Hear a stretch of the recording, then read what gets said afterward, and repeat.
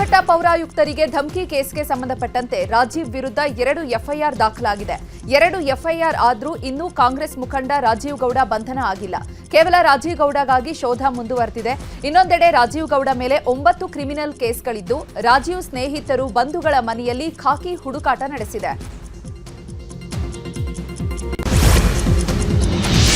ಪೌರಾಯುಕ್ತಗೆ ಧಮಕಿ ಪ್ರಕರಣ ಸಂಬಂಧಪಟ್ಟಂಗೆ ರಾಜೀವ್ ಗೌಡ ತನಗೆ ಮದುವೆ ಮಾಡಿಸಿದ ಪೂಜಾರಿಗೂ ಲಾಂಗ್ ಮಚ್ಚು ತೋರಿಸಿ ಬೆದರಿಕೆ ಹಾಕಿದ್ರಂತೆ.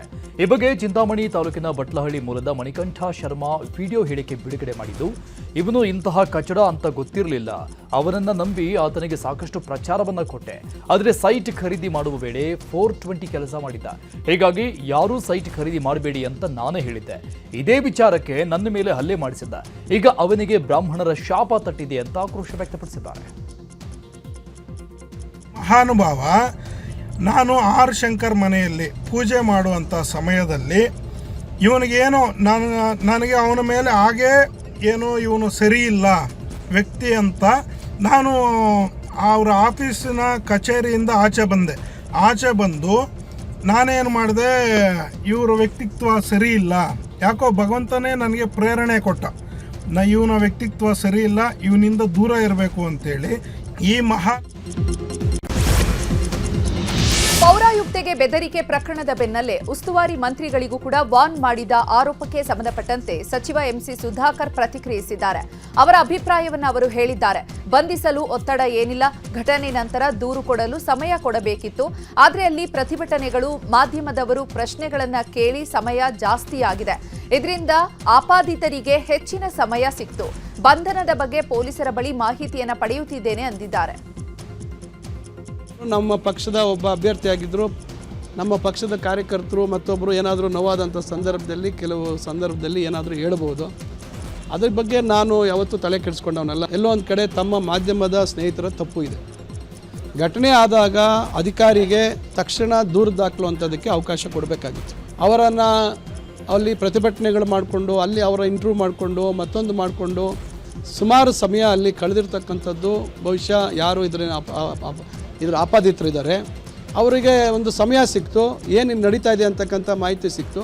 ಅದರ ಅನುಗುಣವಾಗಿ ಅವರು ಏನು ಮುಂಜಾಗ್ರತೆ ವಹಿಸಬೇಕು ಅದನ್ನು ವಹಿಸಿರ್ತಕ್ಕಂಥದ್ದಾಗಿದೆ. ಅವರು ನಮ್ಮ ಪಕ್ಷದ ಒಬ್ಬ.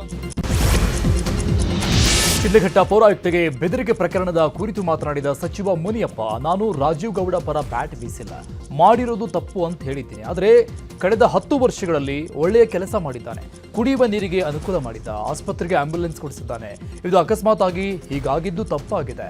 ಒಬ್ಬ ಅಧಿಕಾರಿ, ಅದರಲ್ಲೂ ಒಂದು ಹೆಣ್ಮಗಳು ಮೇಲೆ ಮಾತನಾಡಬಾರದು. ರಾಜಕೀಯ ಜೀವನದಲ್ಲಿ ಇರುವವನು ಬಹಳ ತಾಳ್ಮೆಯಿಂದಿರಬೇಕು.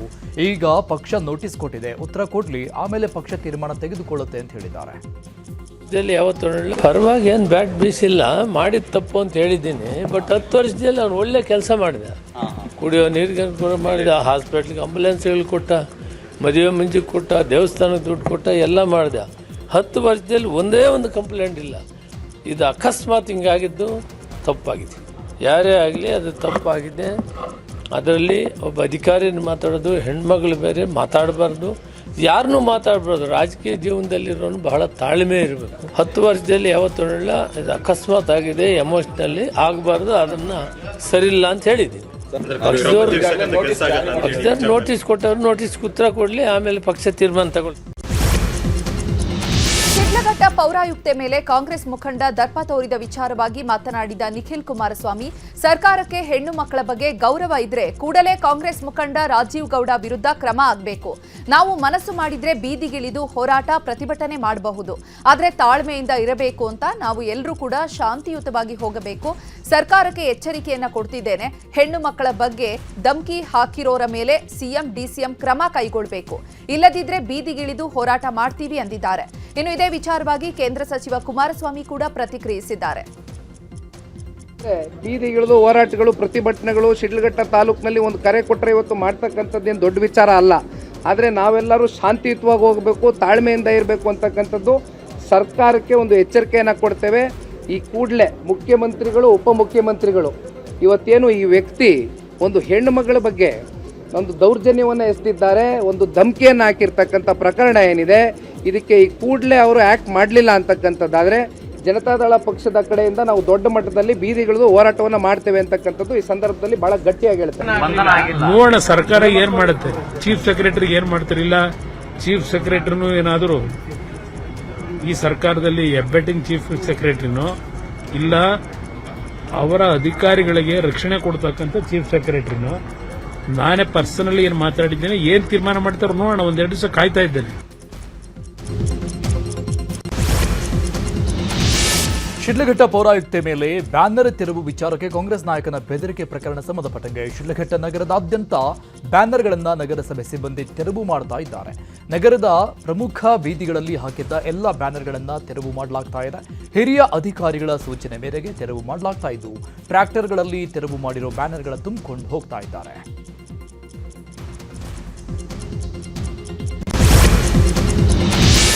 ದೆಹಲಿಯಲ್ಲಿ ಎಐಸಿಸಿ ಅಧ್ಯಕ್ಷ ಮಲ್ಲಿಕಾರ್ಜುನ ಖರ್ಗೆ ಅವರ ಮನೆಯಲ್ಲಿ ಕಾಂಗ್ರೆಸ್ ಸಭೆ ನಡೀತಾ ಇದ್ದು, ಸಭೆಗೆ DCM DK Shivakumar, KC Venugopal, Rahul Gandhi ಭಾಗಿಯಾಗಿದ್ದು, ಸಭೆಯಲ್ಲಿ ಮುಂಬರುವಂತಹ ಚುನಾವಣೆ ಕುರಿತು ಚರ್ಚೆ ನಡೆಸಲಾಗ್ತಾ ಇದೆ. ಇದಾದ ಬಳಿಕ ರಾಹುಲ್ ಜೊತೆ ಡಿಕೆಶಿ ಪ್ರತ್ಯೇಕ ಸಭೆ ನಡೆಸುವ ಸಾಧ್ಯತೆ ಇದೆ.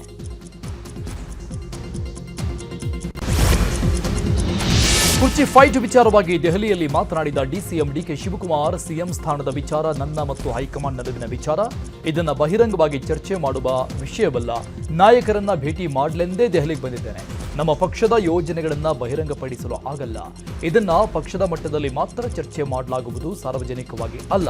ಏನಾದರೂ ಮಾಹಿತಿ ನೀಡುತ್ತಿದ್ರೆ ನಮ್ಮ ಪಕ್ಷದ ಪ್ರಧಾನ ಕಾರ್ಯದರ್ಶಿಗಳು ಇದ್ದಾರೆ, ಅವರು ನೀಡುತ್ತಾರೆ ಅಂತ ಹೇಳಿದರು. ಇನ್ನು ಇದೇ ವಿಚಾರವಾಗಿ ಸಚಿವ ಮುನಿಯಪ್ಪ ಹಾಗೂ ಜಮೀರ್ ಅಹಮದ್, ಶಿವಗಂಗಾ ಬಸವರಾಜ್ ಮಾತನಾಡಿದ್ದಾರೆ. How can I disclose any plan? Always politics will be discussed and it is not in a public affair.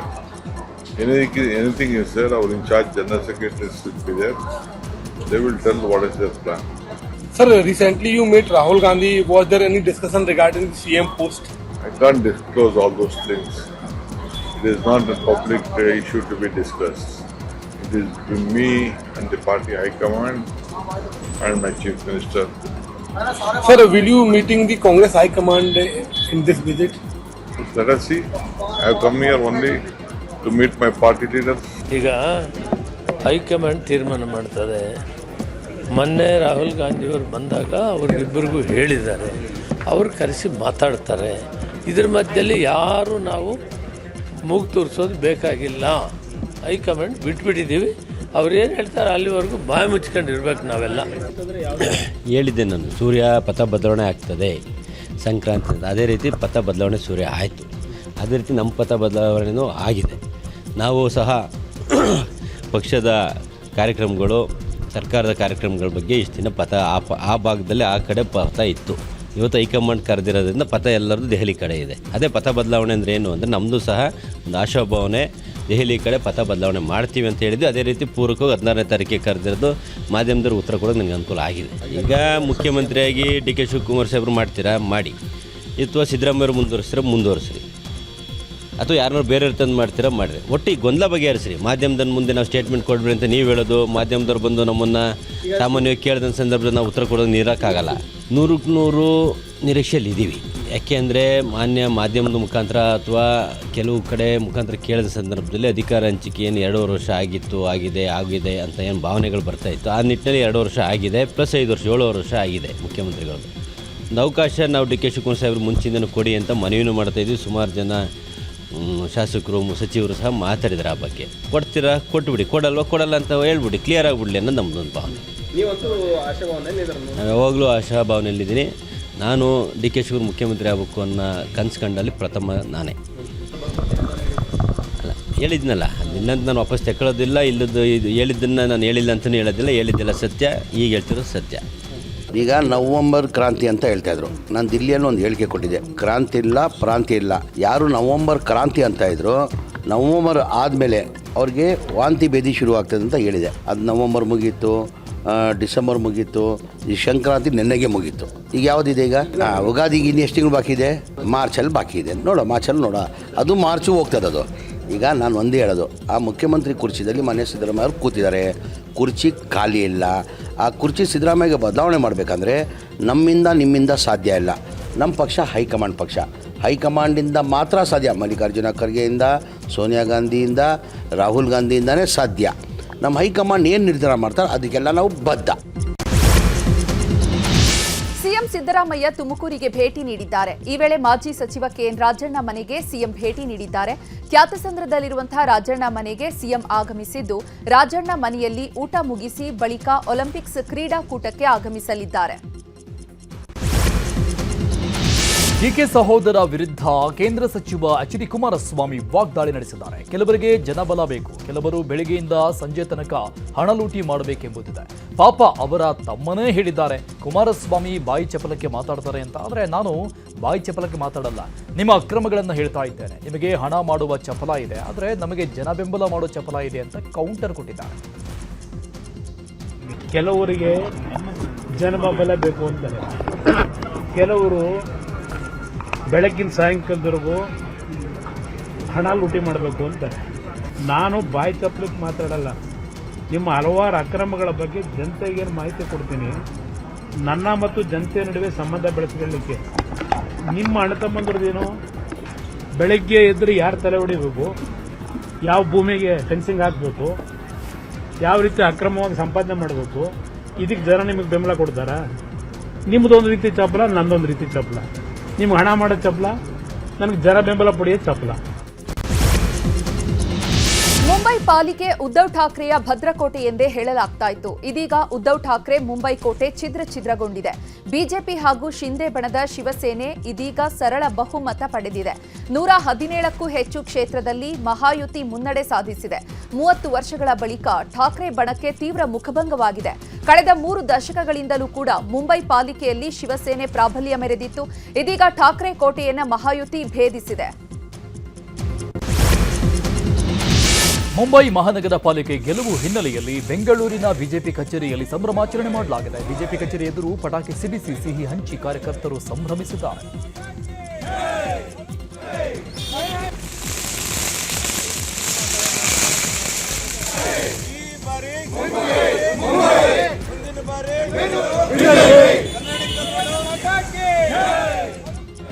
ಇನ್ನು ದಾವಣಗೆರೆಯಲ್ಲೂ ಕೂಡ ಬಿಜೆಪಿ ಕಾರ್ಯಕರ್ತರು ಸಂಭ್ರಮಾಚರಣೆ ಮಾಡಿದ್ದಾರೆ. ಮಾಜಿ ಸಚಿವ ರೇಣುಕಾಚಾರ್ಯ ನೇತೃತ್ವದಲ್ಲಿ ವಿಜಯೋತ್ಸವ ಮಾಡಲಾಗಿದ್ದು, ಪಟಾಕಿ ಸಿಡಿಸಿ ಸಿಹಿ ಹಂಚಿ ಸಂಭ್ರಮಿಸಿದ್ದಾರೆ.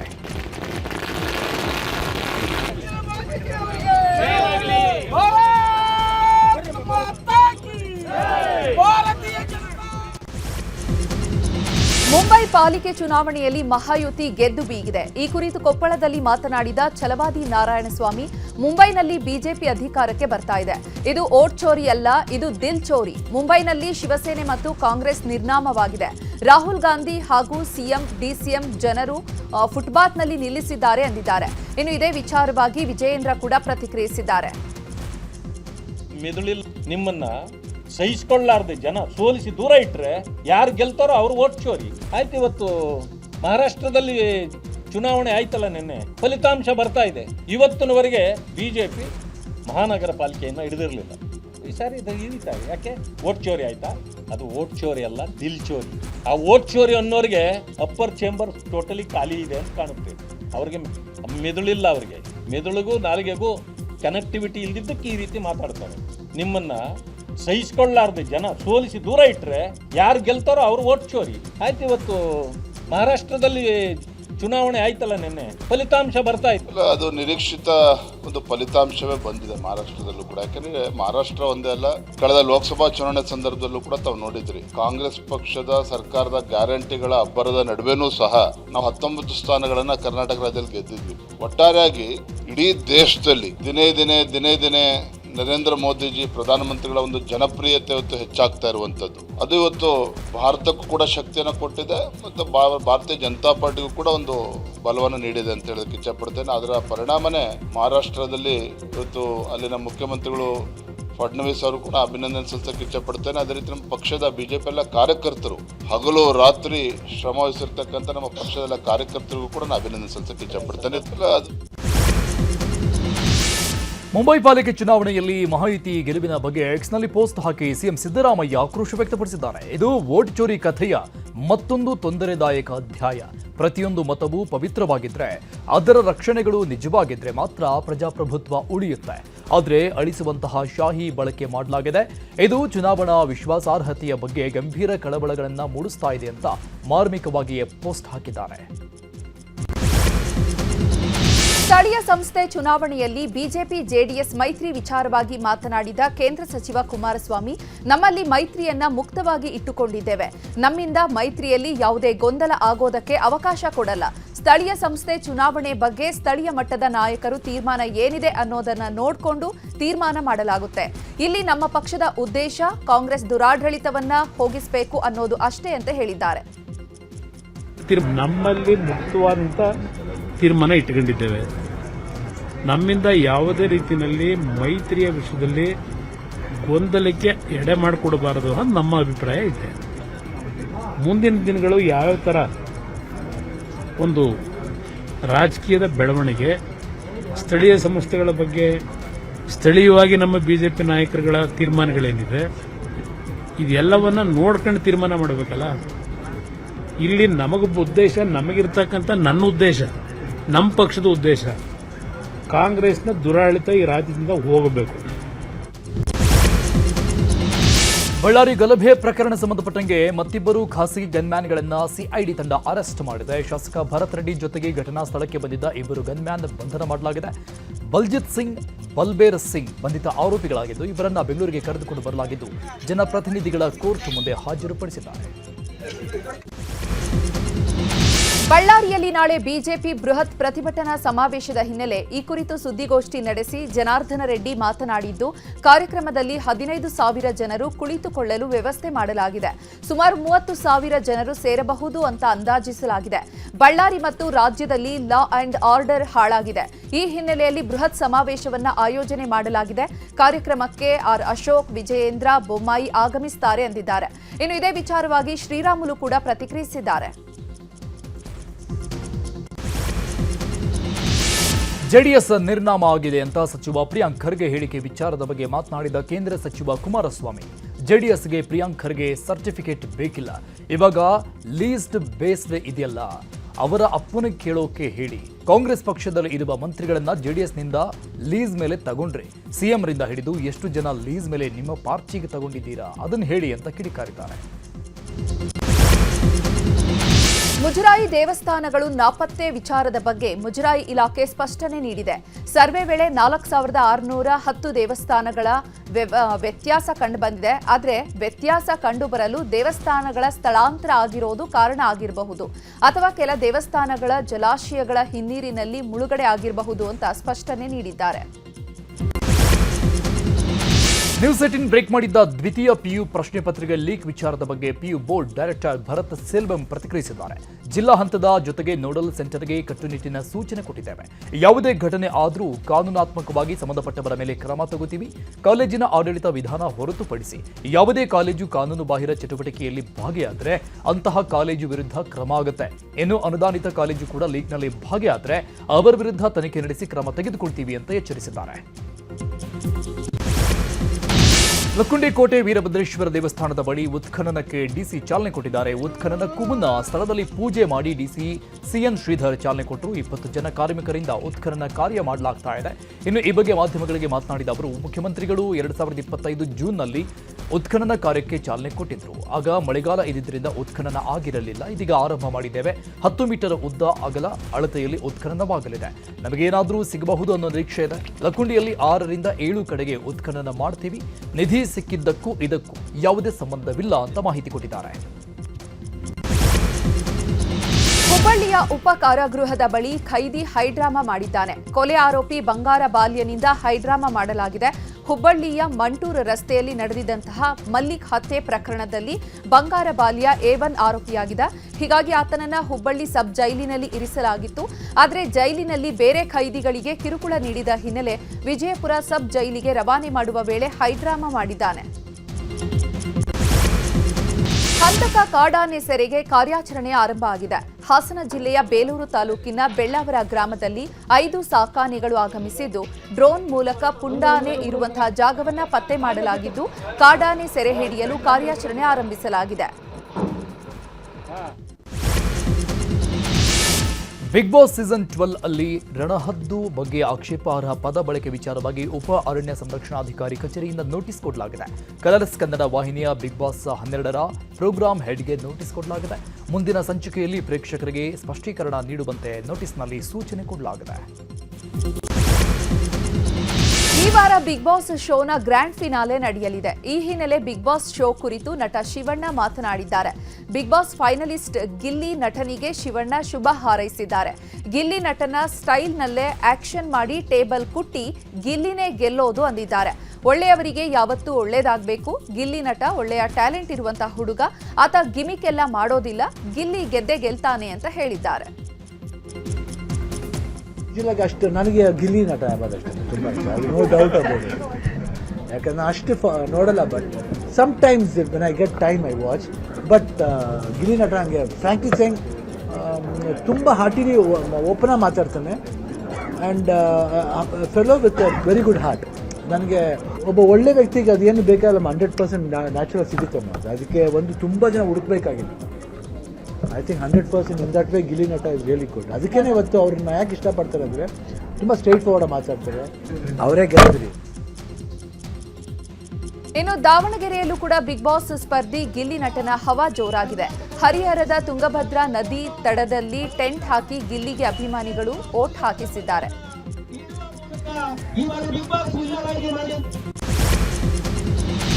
ಚಾಮರಾಜನಗರ ಜಿಲ್ಲೆಯ ಬಿಳಿಗಿರಿ ರಂಗನ ಬೆಟ್ಟದಲ್ಲಿ ಬಿಳಿಗಿರಿ ರಂಗನ ಚಿಕ್ಕ ಜಾತ್ರೆ ಅದ್ಧೂರಿಯಾಗಿ ನಡೆದಿದೆ. ಬಿಳಿಗಿರಿ ರಂಗನಾಥ ಸ್ವಾಮಿ ರಥೋತ್ಸವ ಎಳೆದು ಭಕ್ತರು ದೇವರ ದರ್ಶನ ಕಣ್ತುಂಬಿಕೊಂಡಿದ್ದಾರೆ. ಇನ್ನು ತಾವು ಬೆಳೆದ ದವಸ ಧಾನ್ಯಗಳನ್ನು ಸೋಲಿಗರು ತೇರಿಗೆ ಎಸೆದು ಹರಕೆ ತೀರಿಸಿದ್ದಾರೆ. ಇನ್ನು ಕೊಪ್ಪಳದ ಗವಿಮಠದ ಜಾತ್ರೆ ಜೋರಾಗಿ ನಡೀತಾ ಇದ್ದು, ಜಾತ್ರೆಯ ಮಹಾದಾಸೋಹದಲ್ಲಿ ಸೇವೆ ಮಾಡಲು ಹೊರ ಜಿಲ್ಲೆಯಿಂದಲೂ ಭಕ್ತರು ಆಗಮಿಸ್ತಾ ಇದ್ದಾರೆ. ಭಕ್ತರಿಗಾಗಿ ದೊಡ್ಡ ಕಡಾಯಿ ಕೊಪ್ಪರಿಕೆಯಲ್ಲಿ ಆಹಾರ ತಯಾರಿ ಮಾಡಿ ಭಕ್ತರಿಗೆ ಬಡಿಸಿದ್ದಾರೆ. ಆರ್ಸಿಬಿ ಅಭಿಮಾನಿಗಳಿಗೆ ಗುಡ್ ನ್ಯೂಸ್ ಸಿಕ್ಕಿದೆ. ಚಿನ್ನಸ್ವಾಮಿ ಕ್ರೀಡಾಂಗಣದಲ್ಲಿ ಐಪಿಎಲ್ ಪಂದ್ಯಕ್ಕೆ ಸೂಕ್ತ ವ್ಯವಸ್ಥೆ ಕಲ್ಪಿಸಲು ಕೆಎಸ್ಸಿಎಗೆ ಆರ್ಸಿಬಿ ಮನವಿ ಮಾಡಿದೆ. ಈ ಕುರಿತು ಎಕ್ಸ್ನಲ್ಲಿ ಪೋಸ್ಟ್ ಮಾಡಿರುವಂತಹ ಆರ್ಸಿಬಿ, ಕ್ರೀಡಾಂಗಣದಲ್ಲಿ ಎಐ ತಂತ್ರಜ್ಞಾನದ 300ರಿಂದ 350 ಕ್ಯಾಮೆರಾಗಳನ್ನು ಅಳವಡಿಸಿ ಇದಕ್ಕೆ ಅಗತ್ಯವಿರುವಂತಹ ಅಂದಾಜು 4.5 ಕೋಟಿ ಹಣ ನೀಡುವುದಾಗಿ ಆರ್ಸಿಬಿ ತಂಡ ಹೇಳಿದೆ. ಅಲ್ಲದೆ ಅಭಿಮಾನಿಗಳ ಸುರಕ್ಷತೆಗೆ ಎಂಟ್ರಿ ಮತ್ತು ಎಕ್ಸಿಟ್ ಗೇಟ್ಗಳಲ್ಲಿ ಕ್ರಮ ಕೈಗೊಳ್ಳುವಂತೆ ಮನವಿ ಮಾಡಿದೆ. ಬೆಂಗಳೂರು ವರದಿಗಾರರ ಕೂಟ 55ನೇ ವರ್ಷದ ಸಂಭ್ರಮವನ್ನು ಆಚರಿಸಿದ್ದು, ಇದರ ಅಂಗವಾಗಿ ವರದಿಗಾರರ ಕೂಟದ ಡೈರೆಕ್ಟರಿ ಬಿಡುಗಡೆ ಮಾಡಲಾಯಿತು. ಕಬ್ಬನ್ ಪಾರ್ಕ್ನಲ್ಲಿರುವ ಕರ್ನಾಟಕ ಸ್ಟೇಟ್ ಲಾನ್ ಟೆನ್ನಿಸ್ ಅಸೋಸಿಯೇಷನ್ನಲ್ಲಿ ಕಾರ್ಯಕ್ರಮ ನಡೆದಿದ್ದು, ಸಾರಿಗೆ ಸಚಿವ ರಾಮಲಿಂಗಾರೆಡ್ಡಿ, ಶಾಸಕ ಗೋಪಾಲಯ್ಯ ಡೈರೆಕ್ಟರಿ ಬಿಡುಗಡೆ ಮಾಡಿದರು. ಈ ವೇಳೆ ನ್ಯೂಸ್ 18 ಎಡಿಟರ್ ಹರಿಪ್ರಸಾದ್ ಅವರು ಕೂಡ ಉಪಸ್ಥಿತರಿದ್ದರು.